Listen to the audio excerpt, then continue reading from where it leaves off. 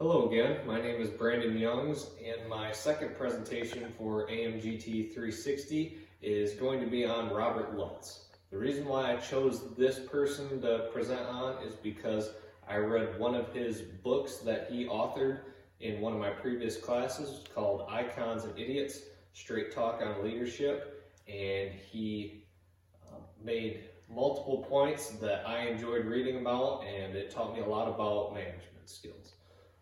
So to start off, he was born in 1932 in the country of Switzerland. As he started off as a child, he drove his first car at 8 years old. He's always had an interest in cars in the automotive industry since it started as a kid for him. And because of that reason, he actually got held back in school because of his lack of attention span. He just had such a fascination of cars and the automotive industry that he actually doodled cars and drew pictures of cars and airplanes in class instead of actually listening to the teacher's lectures. So I thought that was an interesting tidbit of information about him. To go into his a little bit of his background and his education, he graduated high school in 1954, and then in between getting his MBA from California, Berkeley in 1962, he enlisted in the United States Marine Corps and actually was a pilot in the Marines. So I thought that was an interesting tidbit of information to include as well. Some of the major automotive contributions that he made pertain to project development, and he was also the vice chairman of General Motors for a period of time.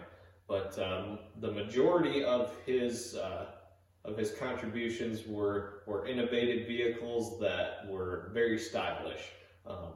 To name a few, starting with General Motors, the Pontiac Solstice, the Pontiac GTO, and the Chevrolet Volt were all ideas that Lutz had come up with.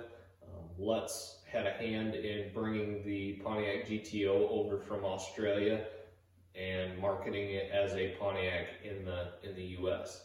And then to move from General Motors to Chrysler, he also had a hand in the 1994 re-body styling of the Dodge Ram pickup, as well as creating the idea for the Dodge Viper.